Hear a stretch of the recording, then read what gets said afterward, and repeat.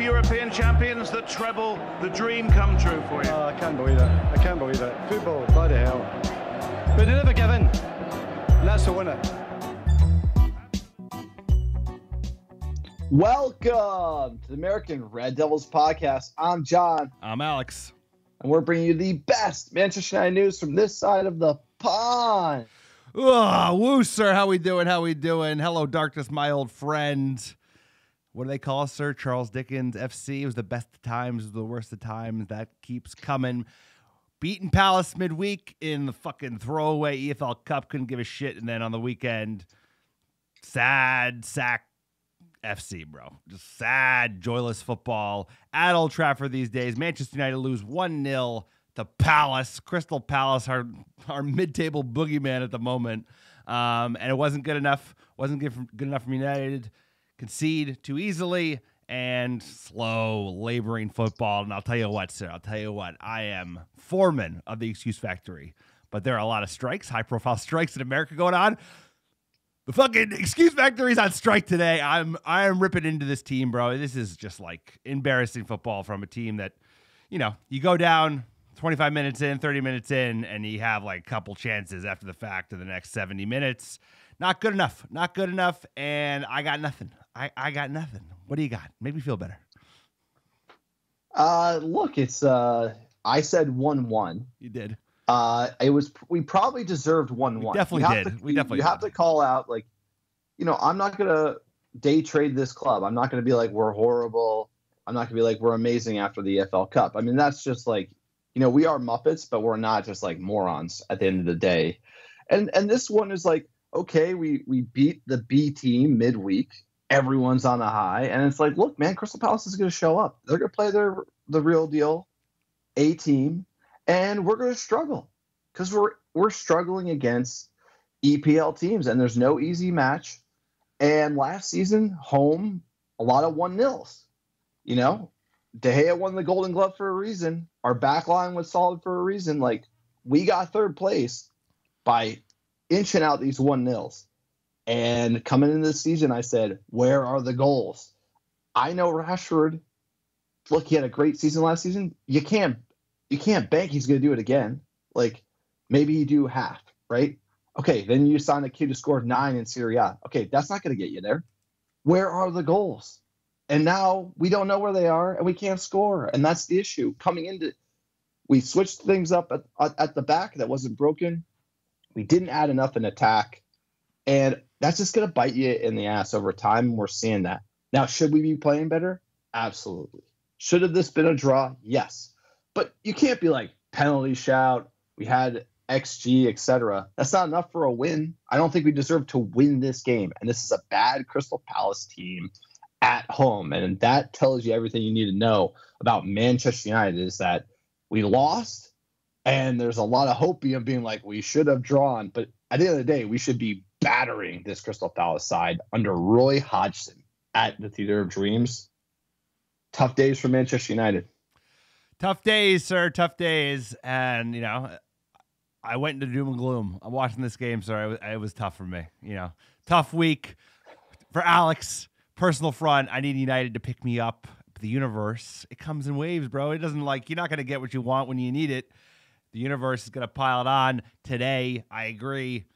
You know, probably should have been 1-1, but United has to do more. You have to do enough to win the game. And today, we didn't do enough to win the game. You're making good points about Rashford. He was our whole team from a goal standpoint last season, and now slow start as to be expected, as happens. And who's there to contribute for goals elsewhere, right? Højlund, he's getting off to a slow start as you expect. He's a young kid. We can't put it all on him.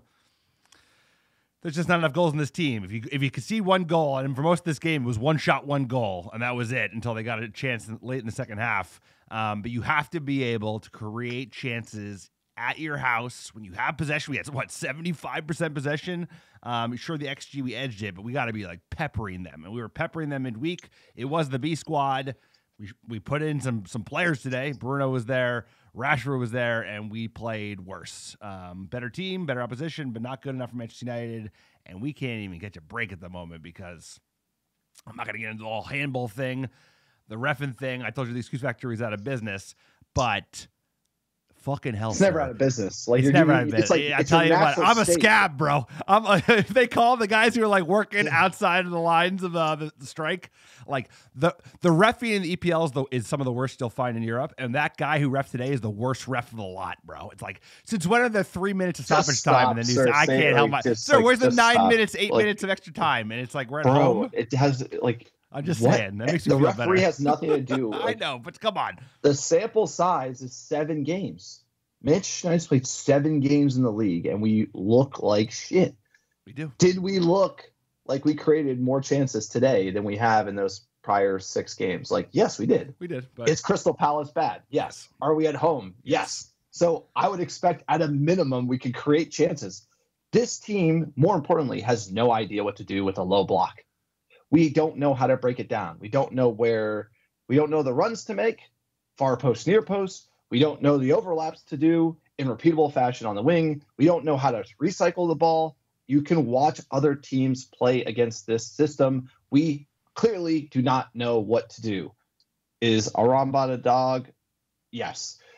Did United create some opportunities? Yes. Can we create them in consistent fashion and repeatable attacking patterns? No. It's 2023. This coach should have this team playing better. There are no excuses for that.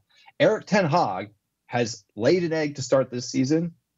Tons of injuries. All this stuff is valid. But this team should be performing way better than it is. And that is the biggest concern for me, because you can't get away from that. You can have a shit team and overperform. But you can't have $1 billion in this team and like not know how to break down a low block at home. Like that, you have to know you need to do that. If you want to be in top 4, these Crystal Palace games, you have to break them down and win. And it's like, if we couldn't do it last season, we got lucky in a few games. This season, we had to have a better game plan. We had to be better organized, better coached. We look like we're scrambling out there. And it's not a good thing for Manchester United, especially with Galatasaray coming in midweek. I'm a little nervous about that one, given Crystal Palace. You know, Galatasaray should be better than Crystal Palace, you know, and they're going to see blood in the water, and they're going to be coming. And I hope we got a better game plan. 100%, because I know Palace are the best team in Turkey. They're in Champions League for a reason, and everybody plays better under the lights, daytime or nighttime, at Old Trafford. That's a simple fact. We've seen that over the last decades. Everyone steps up their game. We got to step up our game, and I have to agree with that point. It's like the defense has been shit this season to date. We've given up a lot of easy goals, but that feels a lot easier to fix than like how disjointed our attack seems. Like we just feel like nobody knows where the other players are running. No one knows how to play each other in. We're shooting when we should be passing. We're passing when we should be shooting. It just It's feels hero like ball, dude. It's a lot of that, but bro. it's also the like, same thing. why are people fucking always shooting when there's 2 guys right in front of them? And like, how many blocked shots were there today when someone should have played out on either side of them? And it just feels like the team has just been thrown together all of a sudden, and you know we haven't been playing together for 13 months. But it's a bunch of individuals. It's not players in a system, and that's really the problem, sir. But we got to break down this crap match. Let's go. But before we do that, quick PSA for the podcast. You like the American Red Devils? You like the Muppet Take? You are listening to this pod. While this team's playing like that, you are the real MVP. You want to go even further. Support the podcast on Patreon. We don't have any private sponsors, so we are 100% fan-backed. Check out our Patreon page, patreon.com/American Red Devils. Extra podcasts every month, tons of benefits. Come join an amazing community of almost 80-plus American Red Devils. Also, check out our store, AmericanRedDevils.store, our new scarf in stock. Erik ten Hag's Red Army. You know what? We still got the EFL Cup, baby. We're still in the EFL Cup. We're still and the discount code for $5 off that scarf is EFL Cup. AmericanRedDevils.store. Pick one up. Support the pod. Also, check out our website, AmericanRedDevils.com. Great blog content. Tons of Muppetry going on there. Sir, tell them about iTunes reviews. iTunes reviews, speaking of great ways to support the pod, it helps us get found organically by other top Muppets like yourself. It's free, and even better, we're giving away free merch, free ARD designed scarves by John himself. All you have to do is write a 5-star review on iTunes or Spotify and send a screenshot of that review to AmericanRedDevils@gmail.com with your mailing address, and I'll personally pick, pack, and ship a free American Red Devil designed scarf, sent it right to your door anywhere in the world. Here's a great review from K4.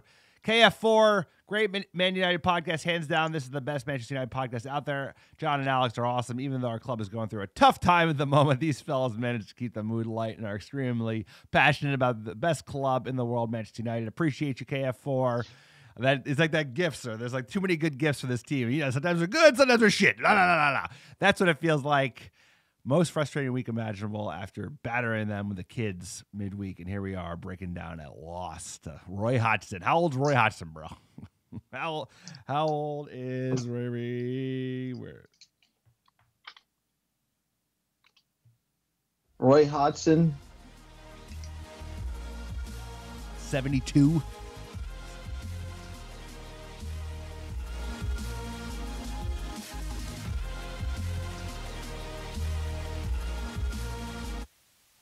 He's 76, sir. Jesus Christ. But let's get into that 11. We had Onana in net, Delo at right back for Ron Lindelof. Amrabat at left back. Once again, Casemiro, Mount, Palestri, Bruno, Rashford, and Højlund. What do you think of this 11? I mean, not too surprising. First time you'd see Casemiro, Mount, and Bruno in a while. That's the midfield we've all been geared towards. Back four kind of picks itself, given all the injuries that just keep happening.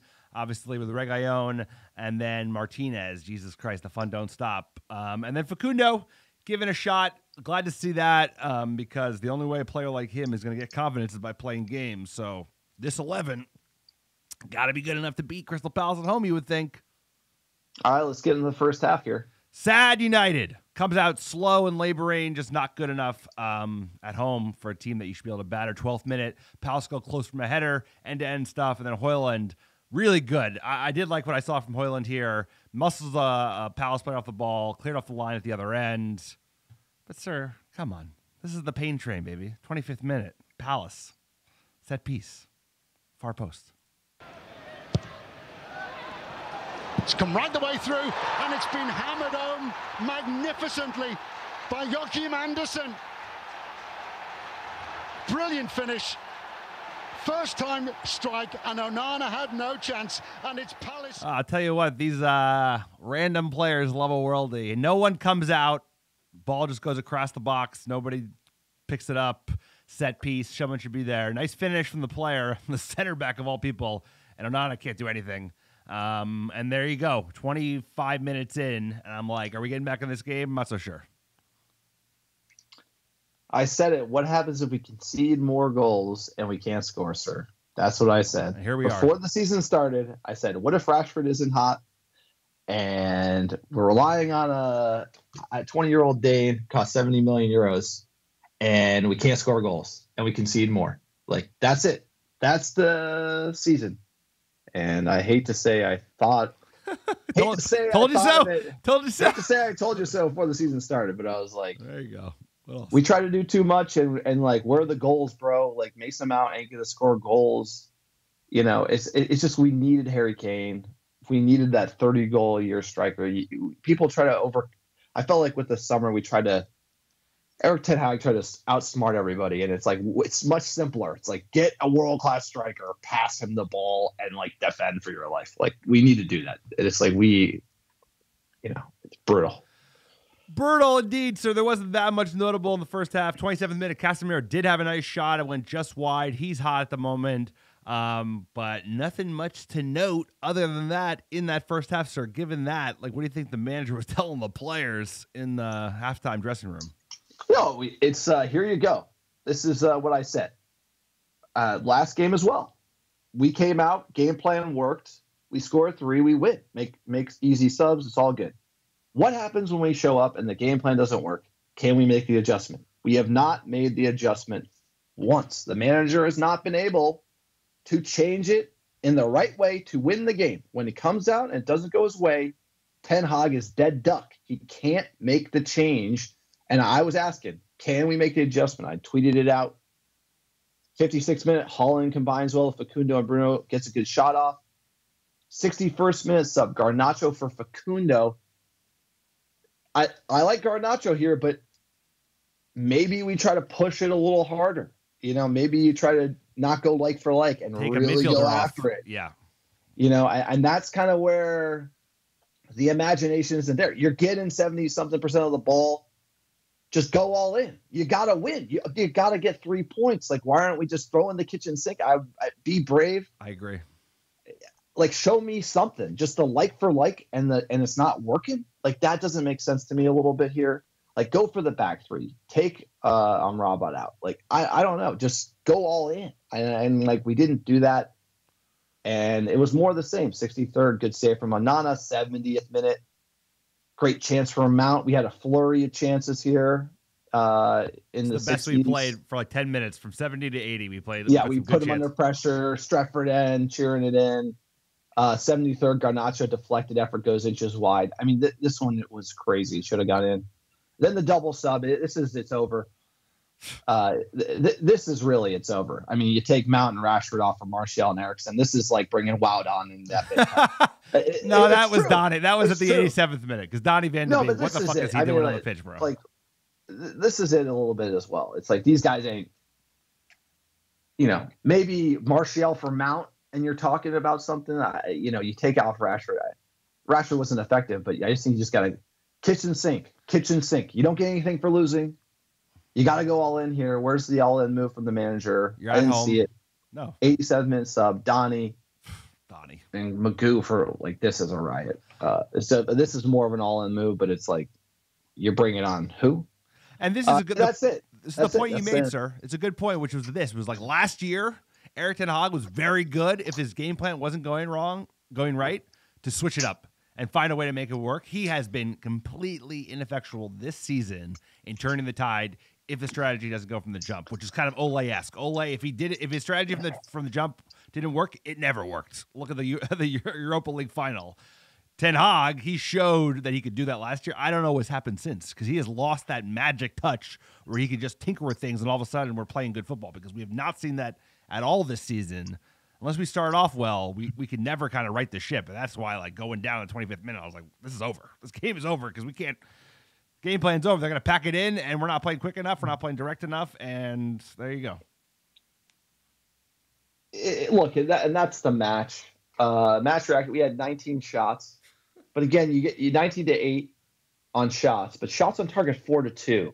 That's very poor. For 78% of the ball, you like to see 6-8 shots on target. And we passed a lot, not a lot to show.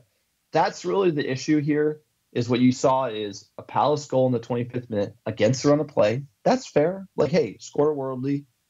But then how they're going to set up. They're packing it in, and we don't have a way to break it down. Now, breaking down a low block, Ole couldn't do it. Nope.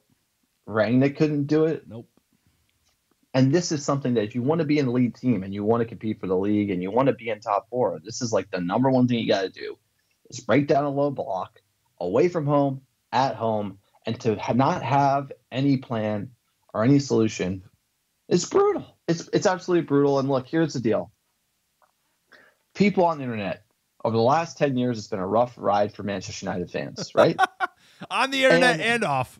No, but like, think about it. Like, just the pundits, the papers, the socials, whatever. We saw this happen with David Moyes, right? He got the can. Then we saw it with LVG. He won the FA Cup and he got the can, right? You build a whole team around a new manager. He gets the can. Everyone, like, and Mourinho, player power, Ole, Mr. Nice Guy, the whole thing. You and me, ever since we did the podcast, we've been calling out the Glazers the whole time. The Glazers are a big problem with how this club is run because we haven't evolved into bringing in the right guys in the front office and managing the team with like a world-class director of football, right? We just kind of go with, hey, the manager picks a team and the manager is kind of the DOF. That's kind of how we're running. Yep. The Glazers are clearly the reason why like a lot of issues have happened, but the coach deserves credit. It's not like everyone's just decided, okay, we've gotten to Ten Hag, therefore the Glazers are at fault for everything. The manager has nothing to do. It's like the Glazers are always the issue, and the manager can get more out of the team. So you can't just say you can't criticize the manager. That's the whole thing. Is like, did the Glazers suck? Yeah. Did they buy all the players Ole wanted that didn't fit in any system? Yeah. Have they bought like all the players Erik ten Hag has wanted? Like a lot of them. And did they do the background checks? No, they're a huge part of the issue. But Ten Hag thought Anthony out of Ajax was going to be like a blockbuster. Like he knows him, and it's like comes up like a dud. He deserves criticism for that, and he deserves criticism for a good first season and showing up like mashed potatoes. It's like this is bad. There's bad coaching afoot here. There's bad coaching. We're not organized. We don't have game plans, and he can't make the adjustment. He deserves criticism. He doesn't deserve to be fired, but he deserves to be like, hey, man, where's that rock and roll Ajax football? Where's this hard-nosed Dutch guy who's getting everyone on board, and everyone's going to press, and everyone's going to work hard, and we're going to look like Rangnick Ball and Ole Ball are a thing of the past. Where is that guy? I'm waiting for it. I saw it last year. I saw it for 20-something games last year. We won a cup, and I'm not seeing it this year, and he deserves to be like a wake up, bro. Wake up. Get these players in line. Kick them to the U18s. I don't give a shit. I'll take his side the whole way, but you can't play this fucking shit. Football. This is wet noodle bullshit. You got worldies on the pitch, and they're acting like they're the biggest wusses out there. Finally, we got some dogs. Like, I'm Rob as a dog. We need more dogs on this team. It's just too soft. And the manager deserves some heat because he's running the show, and it looks like mashed potatoes, bro. It looks like, how are we going to get out of this? You're spot on, sir. Two things can be true at the same time. The Glazers are the biggest problem, but Erik ten Hag is not without fault. He's made mistakes. He's made mistakes in the transfer market. He's made mistakes this season. And the thing that we haven't seen yet, which we saw so many times, and this is what you hark back to, is like he has always, not always, but many times last season, he was able to find a way to change it up in the middle of a game, sooner rather than later, and have an impact that leads to getting back into the game, even if you don't win it, but getting an impact onto the team. And we're not seeing that. We are not seeing that. And I've been a huge defender of Erik ten Hag. I agree 100% with what you said. Deserves his criticism. Doesn't deserve to be fired, but deserves criticism. And he needs to fix this shit ASAP because you know what? The team is fucked because it's run by a bunch of idiots, but at the same time, he's the manager, and he has to get the most out of this squad. I'm not expecting us to win the league, but we have to play some decent football. We got to be able to beat fucking 77-year-old Roy Hodgson, who should be like in a retirement community in South Florida, in a football game. When you go down in the 25th minute, you have to be able to switch it up, and I have to agree. I wasn't thinking it the same way when I was watching it, but I was like, fucking go for broke. And I guess we've gotten the shit kicked out of us a couple times in the last 14 months. But go for it's like you're absolutely right. It's like pull Varane and put on Eriksson. Just like go for it. We have nothing to lose. We're playing at home. This team is not good. It's not like you're playing fucking Brighton and they can score 5 goals on the counter. It's like this is fucking Palace, bro. This is Roy Hodgson Palace, and it's just not good enough. And the frustration. It's just we made it too complicated. It's like this offseason really made me nervous because it wasn't as complicated as it should have been. It was literally like we got the Golden Glove. De Gea can't play out the back, whatever. Like, and people don't like De Gea. I'm not like a pro De Gea guy, but I'm just like, if it ain't broke, don't fix it. Run it back and put all the money in fucking getting goals. It's like all the stats would show you, like, we don't need Mason Mount. We like fuck. Resign Fred. Sign 2 strikers. Sign Osimhen for 150 million, bro. We need goals. It's like if it ain't broke, don't fix it, and then just invest all in on goals. Because I could have told you Anthony ain't scoring 15. Even if he was here, I could have told you I can't bank on. We talked about it. I can't bank on goals from Sancho. I can't bank on goals from Garnacho. I can't bank on goals from Palestri. I can't bank on any goals in the attack. Martial, I can't bank on nothing. The only guy who can score is Rashford, and he's cold, and we can't score, dude. And guess what? We switched up too many things. We thought we were too smart. Buy a Mason Mount for 16 million. He's a good player, but like this shit ain't gonna get you to top 4, dude. It's like the problem people don't realize is there's a regression in a team every year. You got to replace these issues or fix these problems. And I just feel like we tried to get too cute within the summer and now we're seeing it. It is a mess across the board. It's a mess. And that's the problem is like we messed up things that weren't broken. We didn't fix the things that were dying for goals. And it's like, I could have told you that Martial and a kid from Denmark for 70 million. It's like look, he could get hot in the second half of the season, but that's unfair to him, dude. He's a great player. Martial shouldn't even be there. Of course, Eric Ten Hag deserves guy. a shit ton of criticism, but he shouldn't. Fucking Martial should not be on the team, bro. He should have been fucking sold after he had that but dismal it's not about season. Martial. It's you need another one. You need one. No, you're more. right. We invested in the wrong places. You need one more. We invested in the wrong places. We need strikers. The fact that we didn't get another striker, the Moroccan guy who plays in Porto, somebody. We needed. Excuse me, he's an Iranian striker. We needed goals, and we didn't have enough goals, and here we are banking on a new kid who's going to need time, and we're going to put too much pressure on him. The league's going to put too much pressure on him. The kid's a player. He needs fucking time. He's not going to come in and score 20 EPL goals. And Martial's not going to score you 20 goals because he's not going to be fit more than every other game for the season. So here we are in the middle of a fucking hurricane, and it's up to the bald man. Let's hear from him, sir. He's got to right the ship. It's on him. No one else is coming to save him. There's no fucking white knights coming over the hill. It's him, bro. So let's hear from the manager. For all of the performance and the result today. Yeah, very disappointing. Of course, when you concede only 3 chances, 3 from set plays, and 1 is in, and it was so avoidable. And then we were so often in their half, not only in their half, we came also in the right positions in their half, but then towards the goal, we were poor in decision making. Yeah, I think it was just under 80% possession today. Is that the frustration that you had the ball, but maybe just the final pass sometimes? Not sometimes. I think many times, and many things. Not sometimes you have to bring the extra pass. Sometimes final pass. Sometimes you have to be more direct. Sometimes was the finishing not good enough. So in that final part, we didn't play our best game. Obviously, the first goal is always important in the Premier League, and I suppose if Palace got it, you knew they would defend deep. Was that a frustration to try and break them down, particularly in the second half? Yeah, meaning of the first goal is very important, but if you concede them, you still have to win, and you have to find a way to win, and we didn't, so we have to blame ourselves. When you look at it overall, is it frustrating? Sorry, you said what we said. We don't know what we're doing. We can't pass the ball. We don't know what runs the. Yeah, but that's on him. I'm not saying it's not on him, bro. But he's taking accountability. We can all blame the manager. There's plenty of fuckers to blame. No, you don't need to blame the man. There's blame to go around. Plenty of blame. There's blame to go around. Everyone's There's blame to go. Players. That's the point. Manager, owners, front office staff. Everybody deserves blame, bro. Yeah, but this whole idea that like Eric Ten Hag deserves no blame because of the Glazers is ridiculous. No one's saying that. Nobody's. I know, but you know what I'm saying. There's a lot of I feel like you and me were saying Glazers. Now everyone's saying it, but it's not like an excuse so that the players and the coach don't get criticized. It's literally this team is not playing good football. I mean, they're the reason we're never going to win a title while they're owners, but we should still be playing well enough to finish in the top 4. When did we concede? How did we concede against Crystal Palace, sir? Was it against the run of play or was it a set piece? Set piece, dude. All their chances were set pieces. I'm not disagreeing with that, sir, but also you should be able to concede that goal and come back and win the fucking game, or come back to create enough chances where you're peppering them. We should be. Did you have 80% of the possession? Like you said, 4 shots on target. You should be fucking peppering them, and we. No, but here's the thing. It's look, we played, and what's amazing about this whole thing is we're fired up mainly because I'm fired up because of where we are in the season, right? And we're kind of talking hey man, it's over. This season is it's a wrap.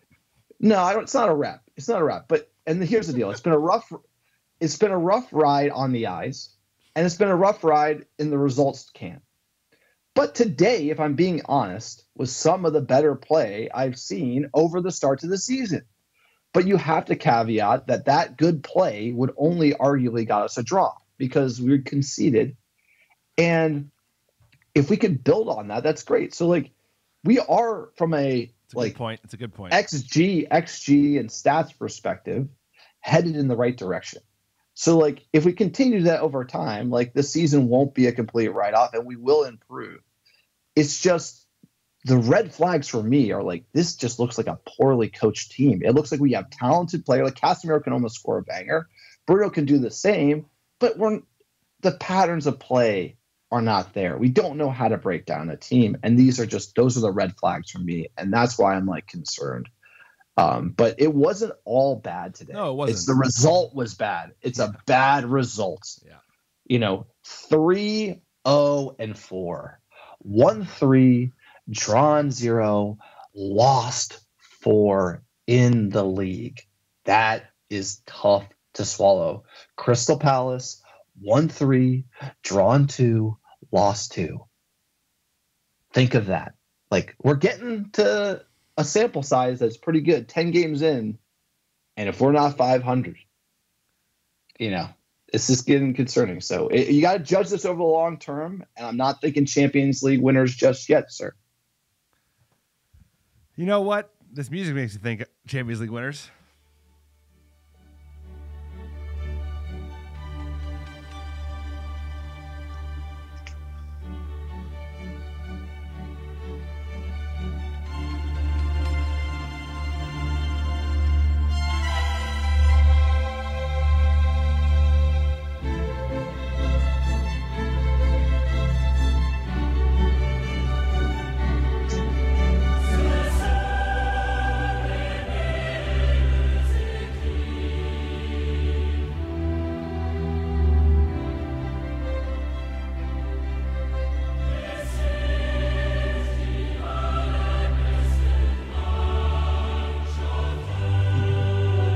All right, sir. We got Manchester United versus Galatasaray, Old Trafford. We're playing at home. Game week 2 in the Champions League, baby. October 3rd, noon Pacific, 3 p.m. Eastern. Let's go. Crystal Palace, who? We're over that already. We're going to batter Galatasaray. We've won 2, drawn 3, lost 1. Last 5. Ooh. Drawn 2, 1-2, lost 1. That's a mess. You're funny. Ugh. Last time we played him, we lost. And that was under Fergie, bro. November 2012. Yes, it was under Fergie. And this one is an interesting fixture because must win. Must win. Must win. Must win. Mashed potatoes FC. Must win at home. No excuses. We need dogs out there. Ten Hag has a lot to think about with the starting 11. It's a huge match. We need a win. We need a win in general. This is a dismal start to the season, just unbelievably fucking dire. We need a win for the Champions League. I'm just shooting you straight, bro. You made me feel better. You're like, let's too early. And the actual style plays are getting better, but we got to be able to learn how to fucking score goals and put some grit onto that pitch. And Galatasaray, they're a sneaky good team, bro. They're hardworking. They're dangerous on the counter. They're good. They're like better than you want them to be. And they're going to come in and play with piss and vinegar because it's going to be a Champions League night in the most famous stadium in the world, under the lights, and everybody wants to play like fucking Zidane when you're playing at that stadium. And we've seen it time and time again, and you better believe it.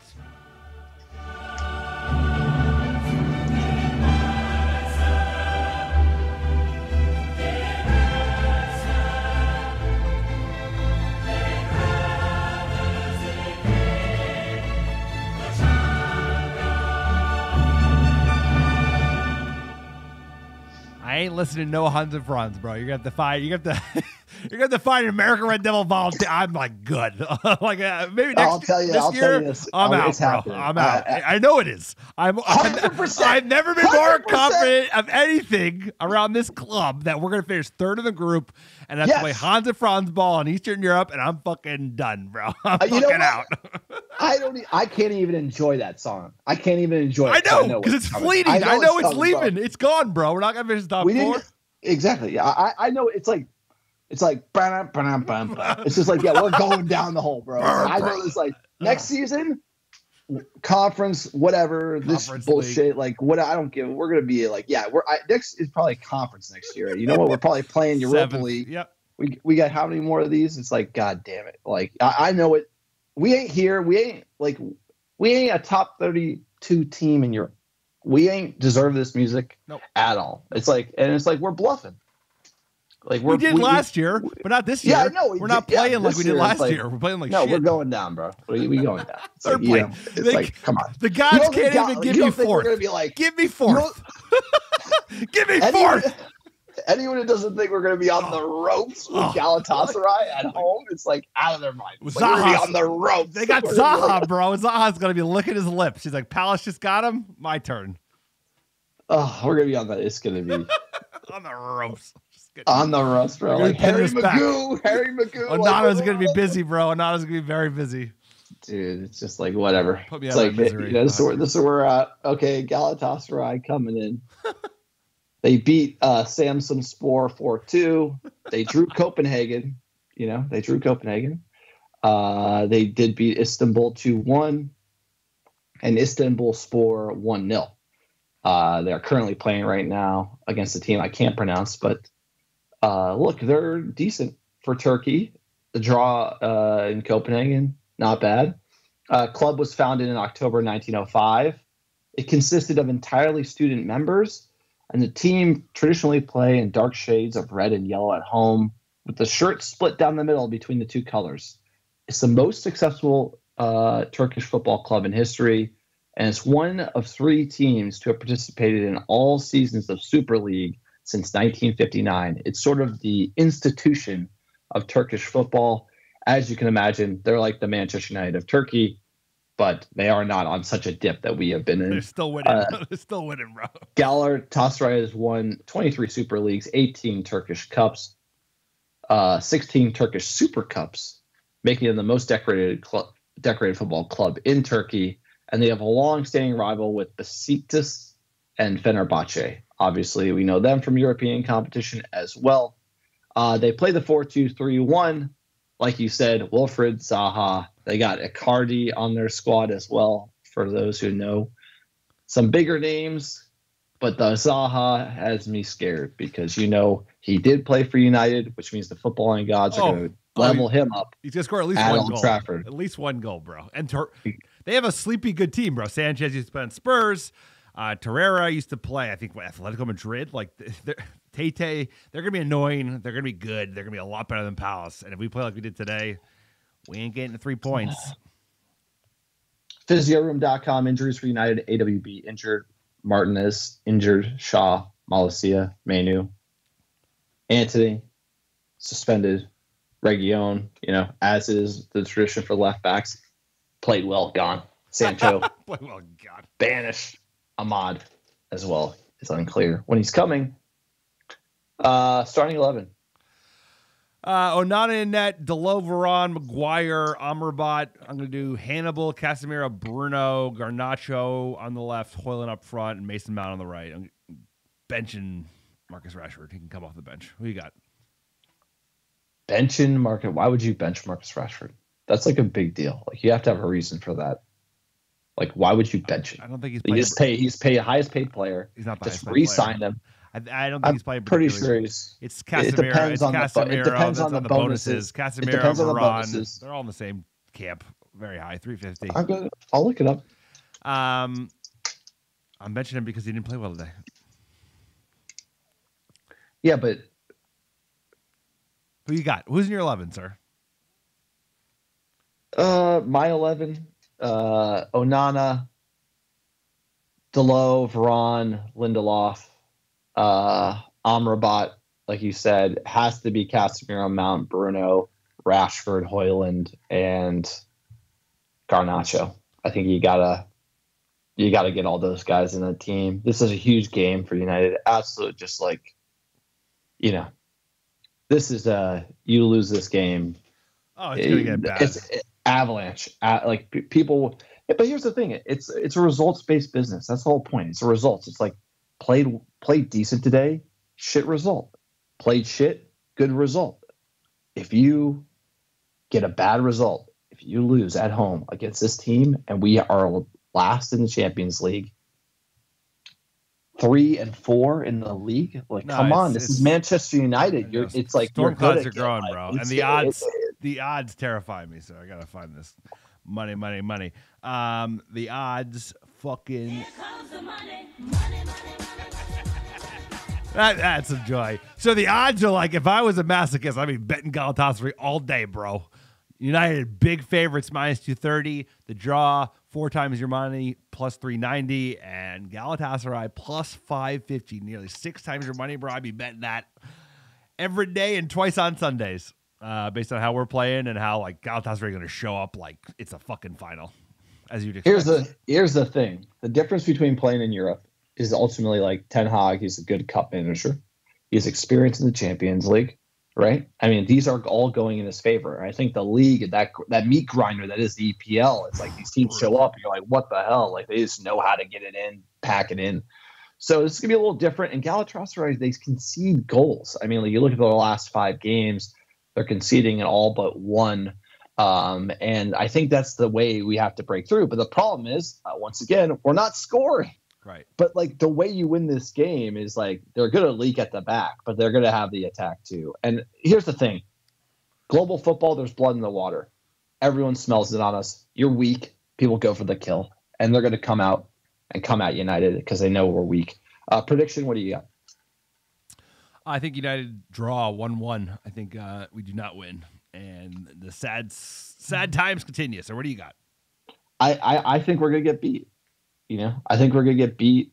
I think that, Crystal Palace is a much more organized team, but I think you get into a boxing match, like that's going to draw us in. And I think, it could be like, I'm going to go with like 2-1, could be 3-2, could be 2-2, but like, I think it could be a really open game and we could get punished by like Zaha. I'm going to say 2-1. I just don't, I love for us to turn around this, have a great game, play them off the park. Yeah. Dominate, but I'm like, I just have a feeling it's like 3-0 to Crystal Palace. You didn't kill the bad juju. I mean, that's like, you had a good game, but you got to beat a big team in a big spot to really kill the juju. Like having Liverpool come at home last year, we beat them. That turned the tide.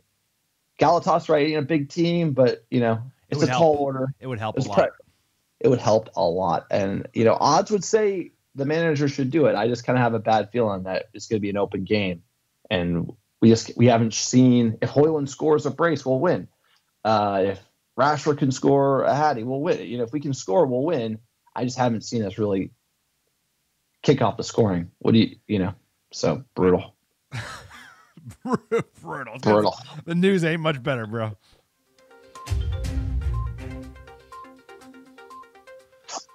Injuries. It should be just called United injuries in the news because who we got? You got anything good? Martinez, 10 weeks and maybe another operation. I mean, this is just a failure of the physios, failures of the doctors. This is a failure of the organization, right? So this goes to the Glazers, right? You want to say why? Like, how do the Glazers impact the team? And it's because we don't have the people coming back from injury too soon and then re-injuring. Like, you'd much rather have Martinez take another month and come back healthy than rush it and have this situation. This is clearly, I knew something happened when he was out right away. He came back. Yep. And he's got doctors for himself. He's got doctors at the club. This isn't easy. And he's a dog. He wants to play. So it's not an easy situation to manage, but this has been mismanaged. So just sad to see, but I don't think he solves all of our problems. We'd be better, but you can't look at how many options we have at the back. It's like, we got to be able to, manage this. No, the fullback crisis is more dire at the moment. Like we have center backs. He's one of our best center backs, but obviously when he came back too early because we could see it. He didn't look himself. He looked like he was carrying an injury. The foot injury, the metatarsal, is something that is tricky, man. It's not straightforward. Rooney had this issue. It would be reoccurring. It would come back. If you came back too early, it would bother you, and yet you'd be out again for just the same length of time. And like you said, he ain't solving all our problems, but this is a microcosm of all the issues that exist in Manchester United because, it's run by fucking idiots. It's run by a bunch of 4-star clowns who have no fucking idea what they're doing. And the fact that, this guy who you spent all this money on and arguably our best center back broke his foot last season and you bring him back too early for, the sake of what? The sake of, starting off August well? He could have wanted to. I'm sure the Argentina thing has a factor, right? Everyone in Argentina, they're especially loyal. They want to play for the club and country. He's fighting for a spot in the 11. They won the fucking World Cup. He wants it and he wants it. I know that was a part of it. I know it. But at the same time, he gets paid by Manchester United, and there's a lot of games for Argentina, and you got to manage them. And this was just another mismanagement by the club. Sad to see. Doesn't solve all our problems, but it speaks to probably why there is a fucking injury crisis at United, because who's running this place? Who's our physio? Because they obviously don't know what the fuck they're doing, even though we just brought in some high-profile guy from Arsenal. But this is a mess, sir. No, totally. But you go to the left back, and that's literally just unlucky because you credit the front office for getting Reguilón as the stopgap solution. he goes down. I mean, you're just unlucky at this point. You have to say, like, I actually think the Reguilón deal coming in was good. They did it at the end. Like, I'm not going to only kill the front office. This was a good deal. He looks great. And it's unlucky he got injured. I mean, this is just the way things go. And it sucks because he looks a player. But the problem with these loan deals is you just loan a guy who looks a player, and now you got to pay a lot for him. And that's not good business either. It's true. But unless you have the loan to buy. And then, like, the next article you put in here with Anthony, I got nothing to say with this guy. I'll ultimately, he's did an interview with the cops. I don't know what this means. I'm not really tracking nothing. If he comes back, he comes back. If he doesn't, he doesn't. I'm not getting into like his. He's back in training. Like I said before, he's back in training. Specifics of the case or whatever. I don't really. It's just like the club's gonna deal with this one, and we're maxed out with sexual assault discussions as it relates to Manchester United over the last 3 years. It's like this is not something you and I kind of saw ourselves having to talk to so much. They did their investigation, I guess, on the Manchester United side. He came back to Manchester to talk to the police this week. So did one of the accusers. United apparently has gone through the motions, they said, from a diligence side. Hey, at the same time, they wanted to bring Mason Greenwood back, so I wouldn't trust them that much on that front. They're going to do whatever is best from them financially to not lose money on an asset, i.e. Anthony. So I don't know, bro. I don't know anything around this, but I know he's brought back. Apparently, John Murtaugh and Richard Arnold went down to the women's team, and they were sweating the whole time, telling them, like, hey, what do you think? I think it's just posturing to the press. I'm sure that's like this is just rammed through. He's back in the game. I don't really care. I mean, I'm not. He ain't doing much. He ain't doing much. Hey, you know how I feel about Anthony, bro. Like, that guy ain't gonna do nothing on the pitch for United. It's like probably one of the worst signings we've ever made, both in character as well as performance. As far as like where this. And we haven't even talking about Jadon Sandwich. Like speaking of L's, we've been stacking L's for a decade, bro. And he's playing FIFA at 3 a.m. It's incredible. Like, that's incredible. And he's losing too. That's the best part. He's like losing the 14-year-olds. Oh my God. All right, let's get into fan questions here. What do the fans got for us? I bet they're slicing United open. At Glazers Out FC, we really have been incredibly lucky so far this season. From VAR calls, poor refs, drama off the pitch. It's been frustrating as a fan, and the sentiment has doubled for our boys and managers. The tide will turn. We need it back, Ten Hag. There's a team here, and we'll catch fire soon. I fucking love this fan. I love the American Red Devil community. You know what? It's not always the end of the world. And you know what? I'm having a rough go of it. Today hurt my soul a little bit, and I need a little optimism from the fan crew. So. You ride too hard. I love it. I'm too emotionally invested in this team, bro. I'm way bought in. Tell him how like Alex right now is like United lose, he's bummed. United win, you're fired. This pod feels better. The pod always helps. It is pod therapy, especially for me. I care too much. I love this team. No, I don't. I already know, bro. I watched that first game against Wolves, and I don't care about. So what do you think the first thing I do when we lose? I go out and I take the flag down. I talk to my son. I'm like, we're not taking the flag down till United drop points. I was like, they won. Just say they won. Manchester United flag for the record. A Manchester United flag. I was like, we're gonna hold that. I'll hold that up till the new year if we gotta go on a run. And of course, we fucking lose the Palace. The first thing I do, like even before they go to the commentary box, is like take that up. Put the California flag up, and you know what? This team ruined another weekend for me. You got a Scout Special living across the street, and now we got like a fucking rivalry, bro. It's like he's hanging it up and he's not putting it down because I have my United flag up. So like literally directly across the street, I have a new neighbor of the last year or two, and he's a fucking Scouse. And you know what? They're playing. I don't know. They're playing better than we are. So that's just rubbing salt in the wounds, but I love the banter, But you haven't made like contact with the Scouts. You just know that you're spoken to them, but like we haven't talked about United Scouts things. Exactly. Yeah. Not yet, at least. Regardless, it's but I got no I know that you got to shut that emotion off this year and just like watch it and just like because I said it. I watched Wolves and. It's like watching the New York Giants, bro. Worse. They got blown out like 50-0 the first game against the Cowboys. And just like you see a team show up on the first fucking game and play that shit. It's I know, but last year we started terrible and turned it. We started terrible last year. No, I know, but I'm just like now we haven't turned it. No, but like same thing with the Giants. It's like you got the new coach who did well. and then the next season you show up with nothing to start the season, that's a red flag. I'll tell you bro. what. Who's that quarterback, bro? I'll tell you what. We gave Marcus Rashford a lot of money, but he's not a comp to that quarter. That's like Sancho. That quarterback that they gave all that money to is like giving Jadon Sancho He 350. shows up, bro. He shows up for the games. But all right, let's get the next one. At you, Bosun. Another disgraceful performance. A lot of wow energy from Højlund, and Rashford back to his worst. No belief in this team. Hope they manage a top 10 finish. Ooh. You Bosun hitting it hard there. At Fairway Freddy, too many touches on the ball before a goal or a cross or a pass in the box, and we were slow and non-threatening. Everything is going against United, but things are changing. Palestri is not a winger, but still a good player. Oh dear. At Miller KDJ, quote, first sub should have been Garnacho for Rashford, not Garnacho for Palestri. Absolutely agree there. Palestri was a spark on the right, whereas Rashford sulked pretty much the entire game. Manager is late to make changes, and they are the wrong changes when he does make them. I think that is the most fair criticism of Erik ten Hag. Like we called out earlier on the pod, not making the right changes, not making the right adjustment to get us back in the game.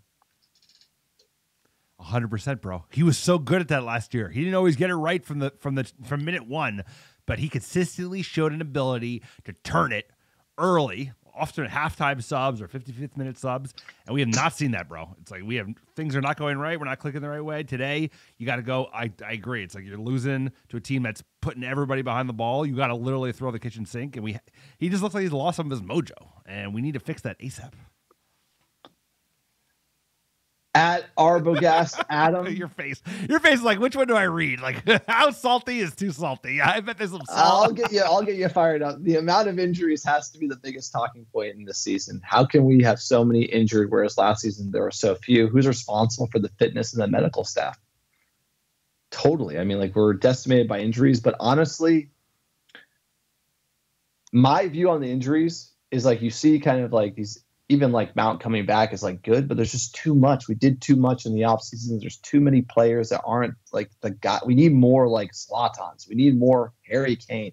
We need more like big dogs like Casemiro's. These are the guys that move the needle. You get Mount, Amrabat, and like it's too much in the soup. There's just not enough like killers that we just need week in, week out. You know, we've seen the formula United. It's like we made it too complicated, too many midfielders, too many left backs, too many right backs. No one can own it.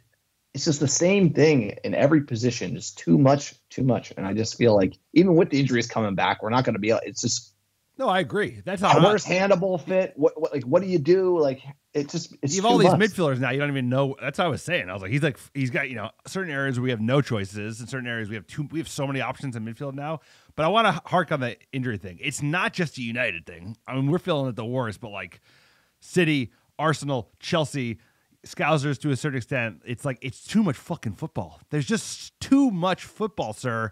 And the manager was right about this week. He's like, there's just too many games, and they just keep adding more fucking bullshit games. We had a World Cup in the middle of the year, and then they're doing World Cup qualifiers like the same. It's never going to stop because there's no body that's backing the players. Like it just but it's bad for the game. I'm just saying. There's still someone who wins. There's still someone who wins, and so it's someone not is us. going to win. It's not us. It's not us, sir.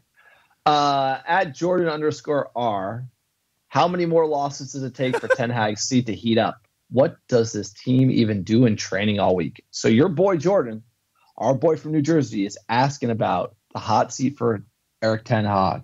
He's a reasonable ARD supporter, sir.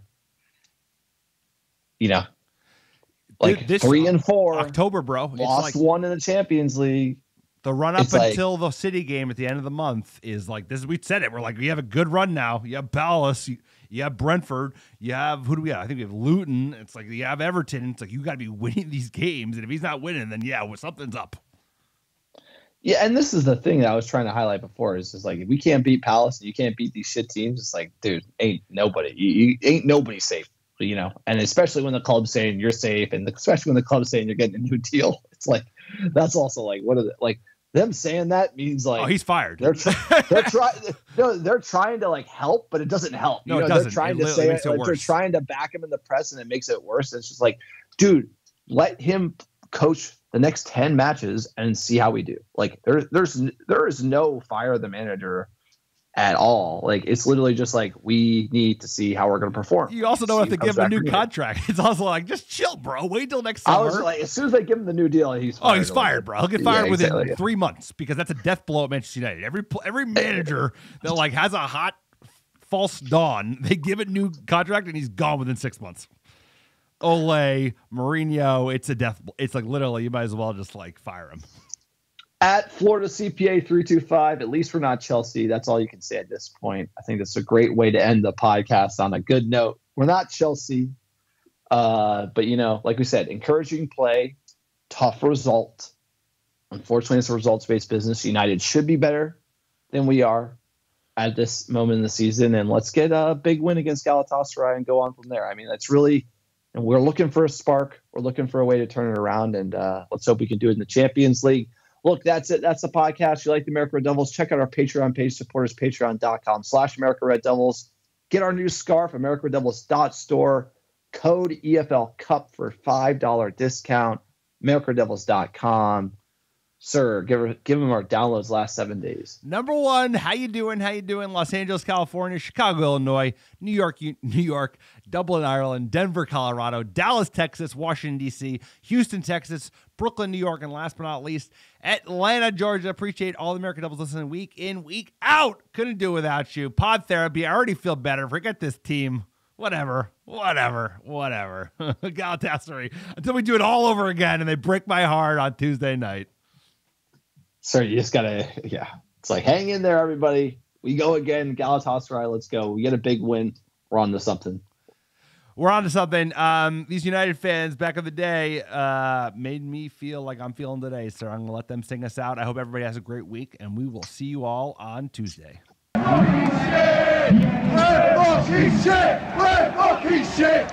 Bucky shit!